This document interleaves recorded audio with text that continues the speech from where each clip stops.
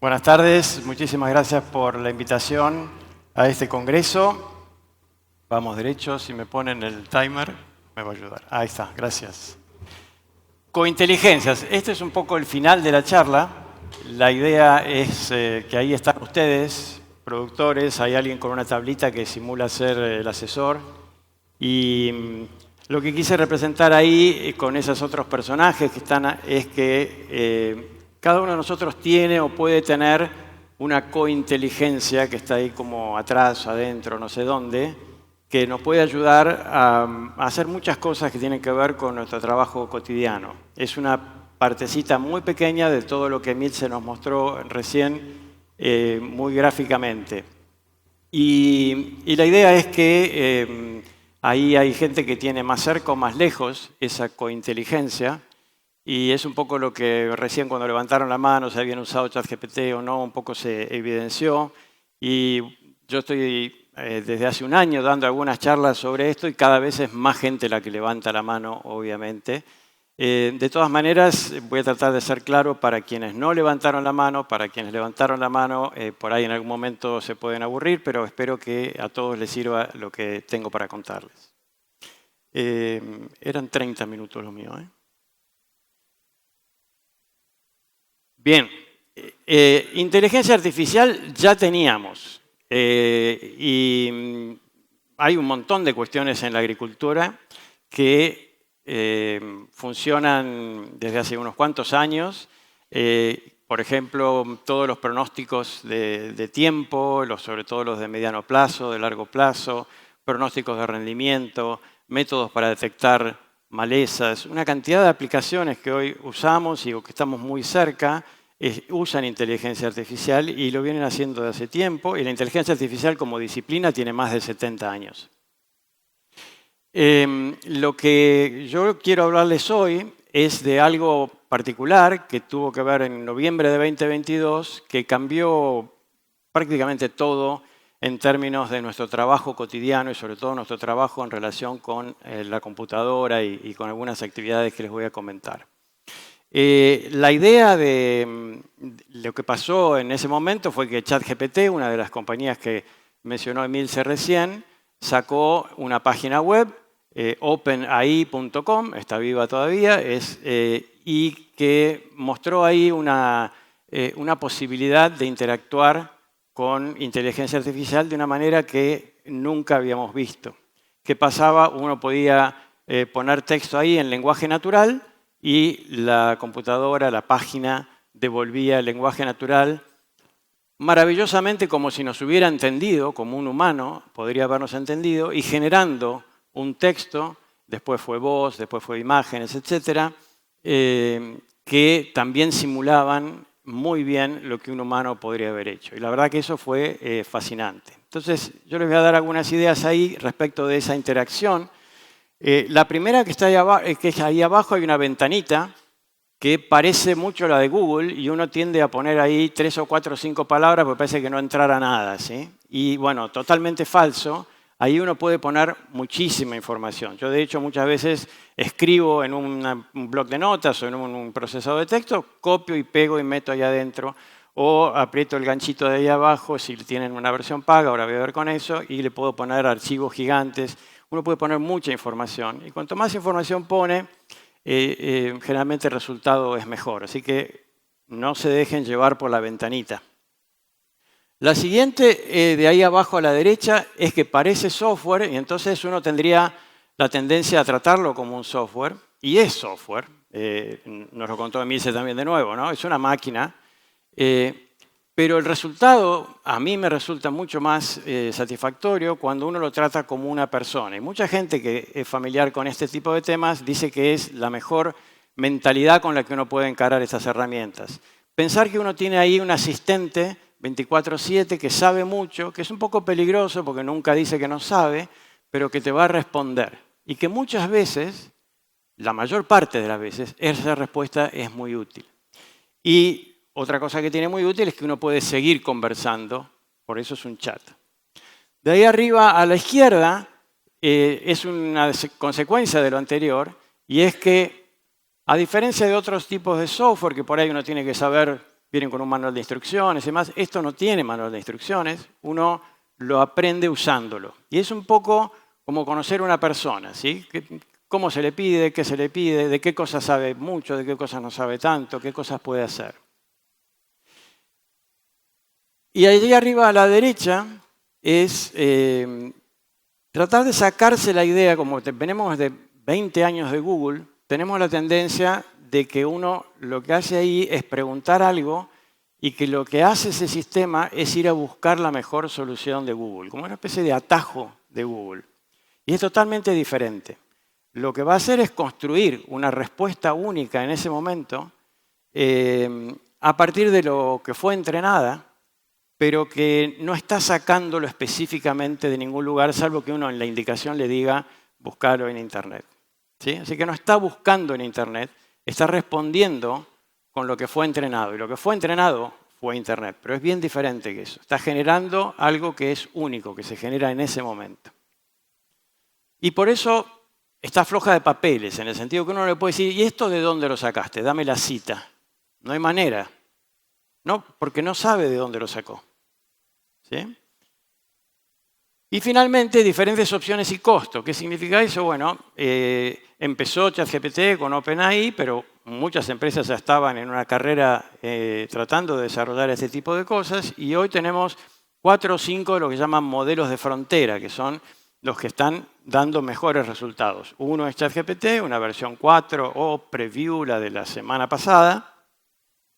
Y después está Claude de Anthropic y Gemini de Google.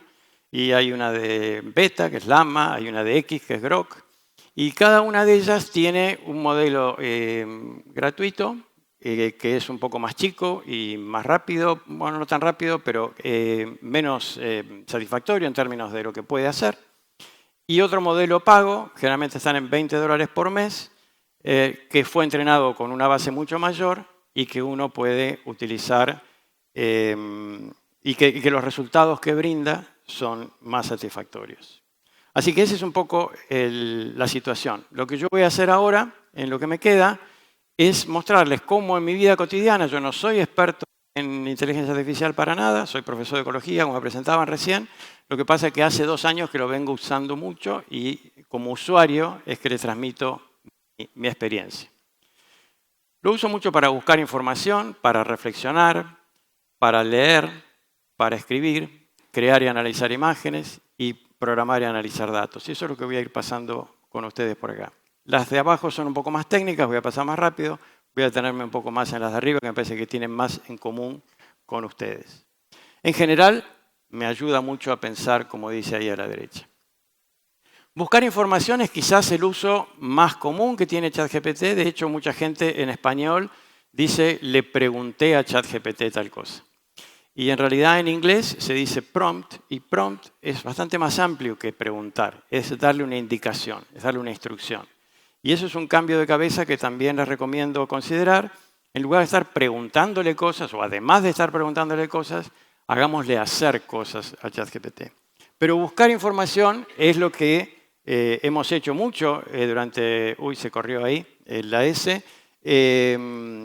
Google versus ChatGPT o todas estas otras que les mencioné.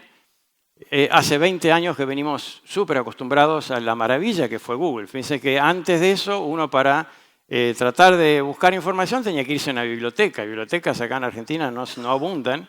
Y además la mayor parte de las cosas están en inglés. Pero cuando apareció Google y Google fue perfeccionándose, fue una maravilla, ¿sí? ¿Qué pasa? Uno busca información, quiere saber sobre algo, y Google, ¿qué le devuelve? Una serie de documentos, de páginas donde puede ir a ver si encuentra eso. Cada vez más con el tiempo Google se fue como ensuciando con una parte comercial y entonces aparecían los anuncios y después la gente se fue apiolando cómo hacer para que Google aparezca y creo que todos coincidirán conmigo que en los últimos años cada vez fue más difícil encontrar algo en Google costaba más tiempo encontrar algo en Google y mucho más si uno no maneja el inglés. La alternativa de hacerlo con ChatGPT es notable. Y yo, en estos años que empiezo a usar esto, cada vez voy menos por Google y más por ChatGPT.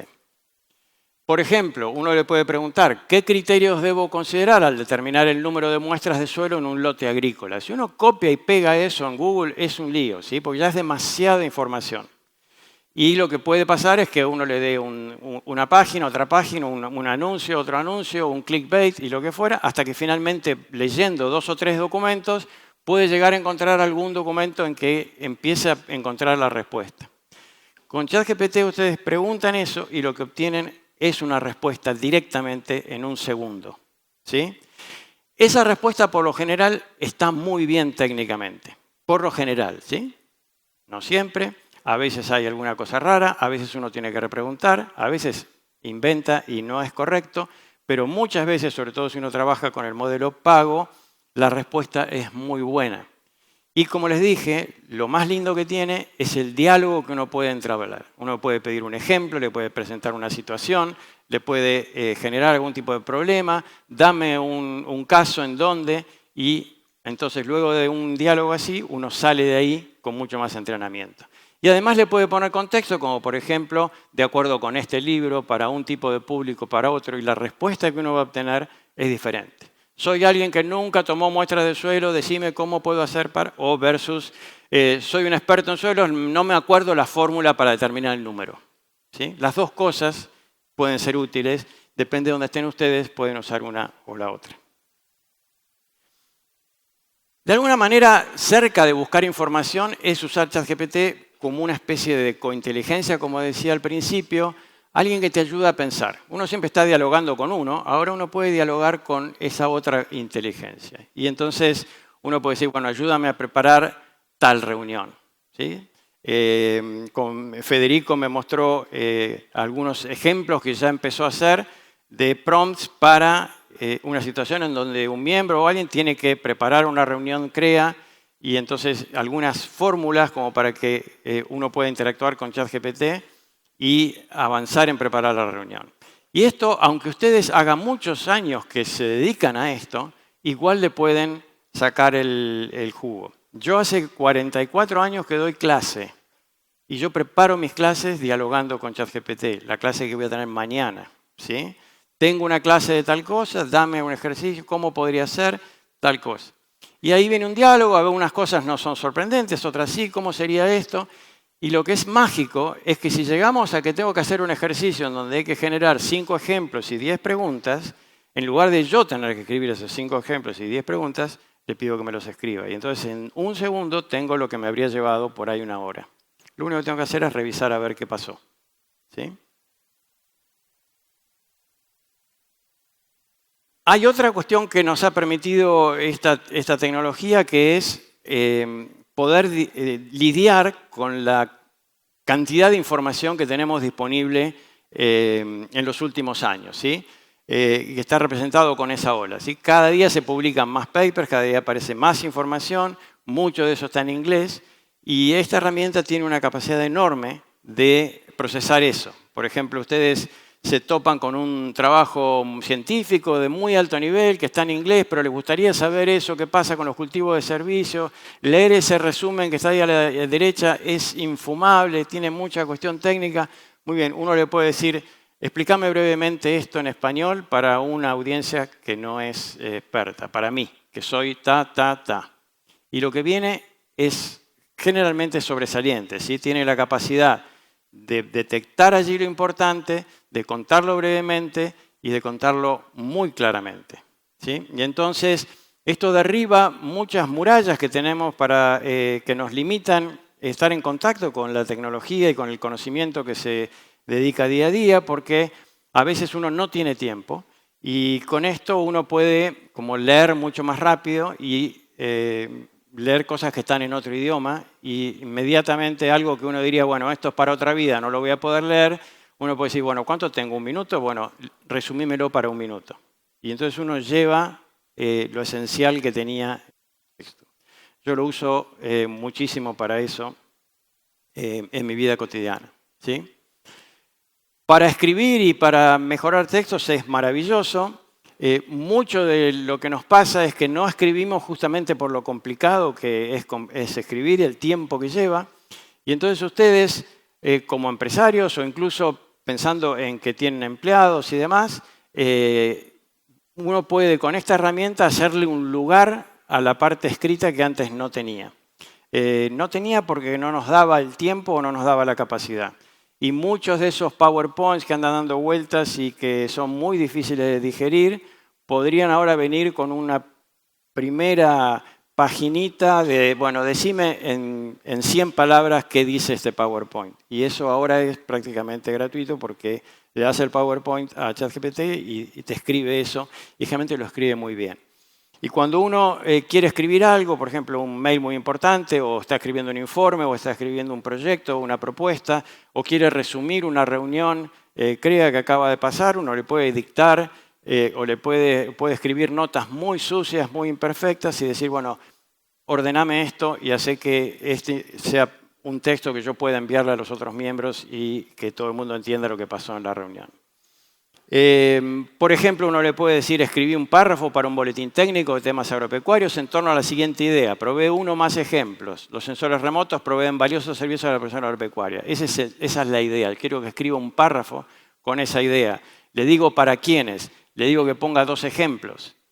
Y lo que sale ahí es un párrafo que ningún estudiante ni egresado de agronomía escribe tan bien, debo confesar, o yo mismo, ¿sí? Es decir, un párrafo perfecto en términos gramaticales, un párrafo que cumple con todo lo que le he pedido ahí, e inventa 2 ejemplos que son muy buenos. Y lo que uno puede decir es, bueno, este ejemplo no me gustó, sacalo y reemplazalo por otro que diga esto. Y entonces ahora escribir no es tanto escribir como antes, sino que es más como un piloto automático, un cirujano que opera remotamente, y uno puede decirle a la máquina, ahora quiero que tenga esto, ahora quiero que sea un poco más fácil, hacerlo para estudiantes secundarios, hacerlo para expertos, hacerlo para productores, hacerlo para quien sea. Y la verdad que el resultado suele ser muy, muy satisfactorio. Analizar imágenes, esta la verdad que me vuela un poco la cabeza, es muy capaz de entender ese esquema y transformarlo en una explicación, de nuevo para cualquier público. Y sobre todo aquella figura de arriba a la derecha es capaz de entender no solo lo que hay en los ejes, sino saber qué son los puntos y interpretar la biología que hay atrás de eso, o la agronomía o lo que fuera, ¿no? Y entonces ante una figura como esa, donde uno le dice, explícame esta figura, que son datos de productividad en función de la lluvia y los puntos tal cosa, hace una explicación de ese gráfico a nivel de posgrado, ¿sí? A nivel de un egresado de un doctorado. Y hay muchísimos ya trabajos en la literatura en donde se pone a prueba los conocimientos de este tipo de herramientas en relación con lo que se exige para recibirse de abogado, para recibirse de agrónomo, y está ahí para muchas de estos desafíos, ¿sí? Y la de abajo a la derecha ya la teníamos en Google, pero también de nuevo yendo a páginas, que uno le pregunta qué es esa enfermedad y te tira que probablemente sea roya de trigo. Esta la tomé de una charla que di a la empresa Cencerro, que para tener alguna cosa familiar con ellos, les llevé esto que tomé de su página web. Es una captura de pantalla de la página web de la empresa donde comparan 3 productos. Y entonces le pedí a ChatGPT, le puse eso, ¿sí? Era una captura de pantalla, no había texto ni nada, y le dije que criticara esa página desde el punto de vista, que hiciera una crítica constructiva desde el punto de vista del marketing, de cómo la veía.